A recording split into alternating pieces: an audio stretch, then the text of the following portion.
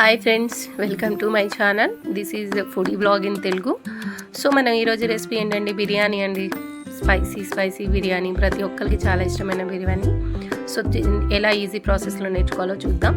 So 2 కేజీలు chicken బాగా wash చేసుకొని తీసుకున్నాను ఫ్రెండ్స్. ఇందులో garam masala, chicken masala, dhania powder and biryani masala, ఇందులో ఇంకా టోటల్ మసాలాలన్నీ మిక్స్ చేసుకొని మనం మంచిగా తినే టేస్ట్ని బట్టి మనం తీసుకోవాలి. కొత్తిమీర, పుదీనా, కర్డ్.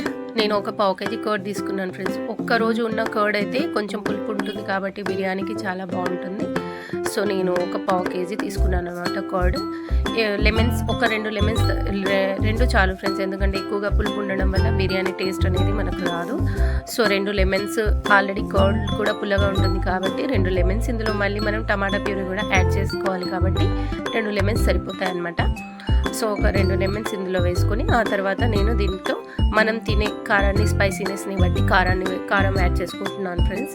మీరు కూడా మీరు తినేదాన్ని బట్టి క్వాంటిటీని మిక్స్ చేసుకోండి. అంటే ఒక స్పైసీగా తింటారు, కొంతమంది లైట్గా తింటారు. సో అలా ఇప్పుడు దీంట్లో ఒక 2 టమాటాల ప్యూరీ మిక్సీలో పట్టుకొని వేసుకున్నాను ఫ్రెండ్స్. ఆనియన్స్ బాగా గోల్డెన్ కలర్లో రోస్ట్ చేసుకున్నాను. సో ఆనియన్స్ని కూడా నేను మసాలాలో మంచిగా మిక్స్ చేసుకుంటున్నాను. ఇవన్నీ ఈవెన్గా మంచిగా మిక్స్ అయ్యేలా మనం మిక్స్ చేసుకోవాలి ఫ్రెండ్స్. ప్రతి ఒక్క అంటే ఇందులో మనం వేసిన ప్రతి ఒక్క మసాలా ముక్కకి అంటేలాగా మనం ఈవెన్గా మిక్స్ చేసుకొని పెట్టుకోవాలి. సో నేను ఇందులోనే హాట్ ఆయిల్ అనమాట, కొంచెం ఆయిల్ని గోరువెచ్చగా కింద ఒక ఆనియన్స్ రోస్ట్ చేసిన ఆయిల్ని మిక్స్ చేస్తున్నాను అనమాట. గోరువెచ్చగా చేసుకొని ఇందులో మిక్స్ చేసుకోవాలి.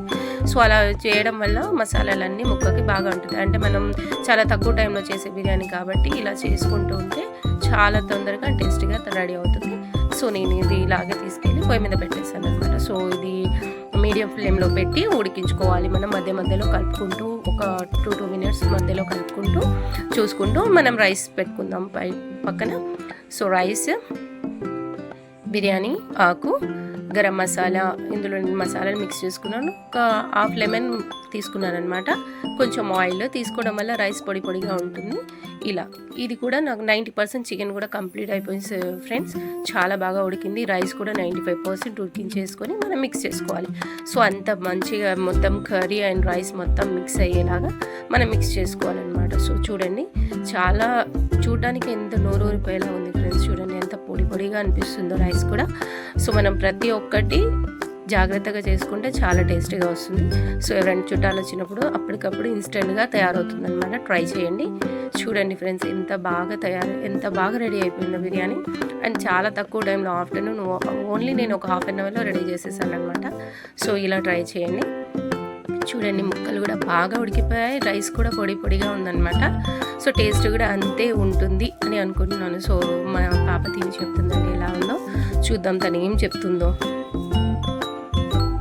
బాగా వేడిగా ఉంది ఫ్రెండ్స్, తనకు తినడం కూడా రావట్లేదు, చేతులు కాలుతున్నాయి మమ్మీ అంటుంది. సో తనకు కూడా చాలా ఫేస్ చూస్తే మాత్రం అర్థమైపోతుంది, చాలా బాగుంది. వాళ్ళకి బిర్యానీ అంటే చాలా ఇష్టం ఫ్రెండ్స్, మా పిల్లలకి. సో సూపర్గా ఉందన్నమాట, చెప్పేసింది చాలా బాగుంది మమ్మీ అని అంటుంది.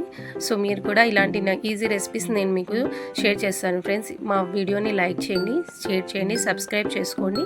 ఇలాంటి మంచి రెసిపీస్ నేను మీ ముందుకు తీసుకొస్తాను ఫ్రెండ్స్. సో మాకు సపోర్ట్ చేయండి. నేను కొత్తగా ఛానల్ స్టార్ట్ చేశానండి, మాకు సపోర్ట్ చేయండి ప్లీజ్ ఫ్రెండ్స్.